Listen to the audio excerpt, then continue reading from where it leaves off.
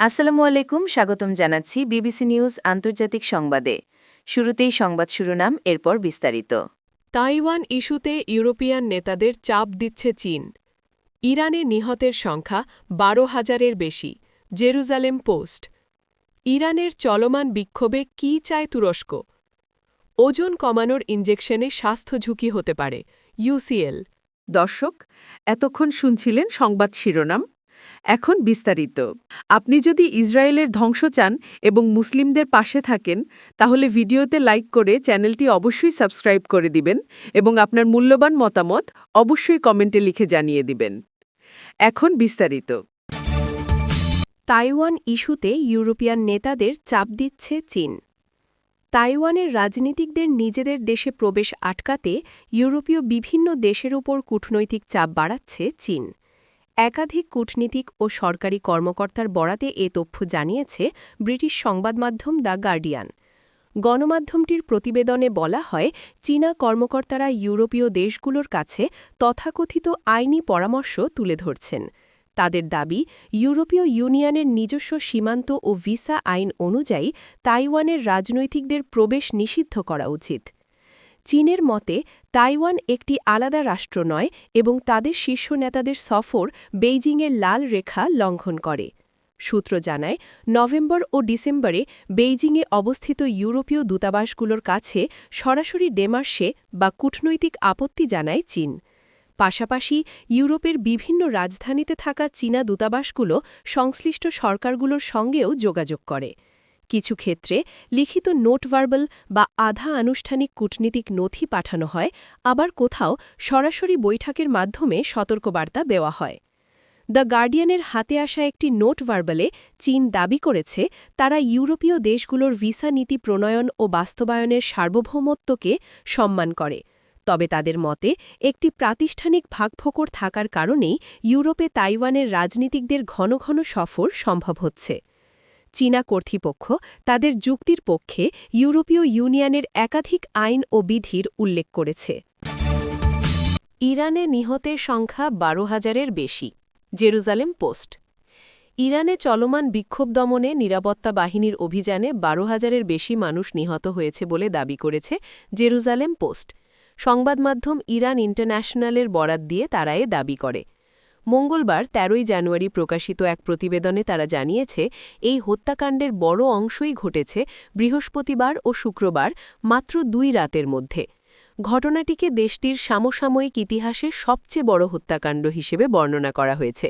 তবে এসব সংখ্যা এখনও আনুষ্ঠানিকভাবে নিশ্চিত হওয়া যায়নি। যুক্তরাষ্ট্রভিত্তিক মানবাধিকার সংগঠন HRAN জানিয়েছে, গত মাসে বিক্ষোভ শুরু হওয়ার পর থেকে এখন পর্যন্ত ৬৪৬ জনের মৃত্যুর তথ্য তারা নিশ্চিত করতে পেরেছে। ইরান ইন্টারন্যাশনালে বরাত দিয়ে জেরুজালেম পোস্ট জানিয়েছে, তাদের এই হিসাবের সূত্রের মধ্যে রয়েছে সুপ্রিম ন্যাশনাল সিকিউরিটি কাউন্সিলের ঘনিষ্ঠ ব্যক্তিরা, প্রেসিডেন্টের দপ্তরের ২টি সূত্র এবং মাশহাদ, কেরমানশাহ ও ইস্পাহানে কর্মরত ইসলামী বিপ্লবী গার্ড বাহিনীর IRGCর সদস্যরা। এছাড়া প্রত্যক্ষদর্শী, নিহতদের পরিবারের সদস্য, মাঠ পর্যায়ের প্রতিবেদন, চিকিৎসা কেন্দ্রের তথ্য এবং বিভিন্ন শহরের চিকিৎসক ও নার্সদের বিবরণ থেকেও তথ্য সংগ্রহ করা হয়েছে।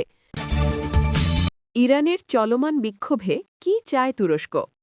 ইরানে গত ডিসেম্বরের শেষ দিকে দ্রব্যমূল্যের ঊর্ধ্বগতির প্রতিবাদে বিক্ষোভ শুরু হয়।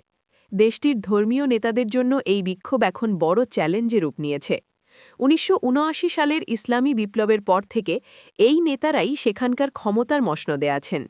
রাষ্ট্রীয় সংবাদমাধ্যমের খবর অনুযায়ী সম্প্রতি এই বিক্ষোভে নিরাপত্তা বাহিনীর শতাধিক সদস্য নিহত হয়েছেন। অন্যদিকে সরকার বিরোধীরা বলছেন, নিহত ব্যক্তির সংখ্যা আরও অনেক বেশি এবং এর মধ্যে কয়েক ডজন বিক্ষোভকারী রয়েছেন। তবে আল জাজিরা কোনো পক্ষের দেওয়া তথ্যের সত্যতা যাচাই করতে পারেনি। ইরানে চলমান বিক্ষোভ পরিস্থিতি সতর্কতার সঙ্গে পর্যবেক্ষণ করছে তুরস্ক। আঙ্কারার আশঙ্কা, এই বিক্ষোভ অঞ্চল জুড়ে অস্থিরতা তৈরি করতে পারে। আঙ্কারা ও তেহরান কয়েক দশক ধরেই আঞ্চলিক প্রতিদ্বন্দ্বী। সিরিয়া, ইরাক, লেবানন সহ বিভিন্ন ইস্যুতে দুই দেশের স্বার্থ বারবার মুখোমুখি হয়েছে। তুরস্কের নীতি নির্ধারকদের মধ্যে ভয় রয়েছে, ইরান সরকারের বিরুদ্ধে সহিংস অভ্যুত্থান হলে ৯ কোটির বেশি মানুষের এই দেশটি ভেঙে পড়তে পারে। বহু জাতিগোষ্ঠী ও ভিন্ন ভিন্ন মতাদর্শ ও আকাঙ্ক্ষায় গঠিত ইরানের ভেতরে এমন পরিস্থিতি ভয়াবহ পরিণতি ডেকে আনতে পারে। ওজন কমানোর ইনজেকশনে স্বাস্থ্য ঝুঁকি হতে পারে।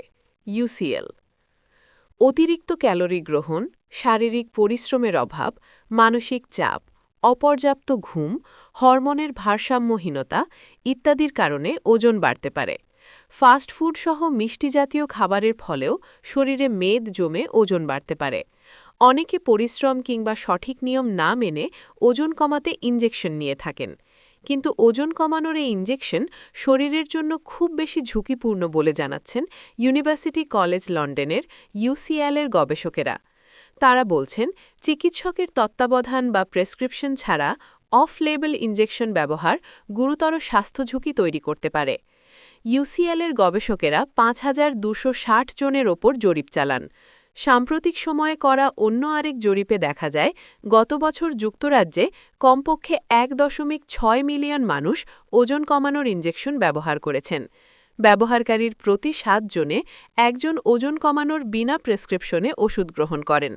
তাদের জরিপে উঠে আসে, এবছর আনুমানিক ৩.৩ মিলিয়ন মানুষ ওজন কমানোর ওষুধ ব্যবহার করবেন বলে ধারণা করা হচ্ছে। ভেগোভি ও মুনজারোর মতো ওজন কমানোর ওষুধের জনপ্রিয়তা বেড়েছে। অনেক ব্যক্তি ওজন কমানোর জন্য প্রেসক্রিপশন ছাড়াই এই ওষুধগুলি কিনছেন বলে জরিপে উঠে আসে।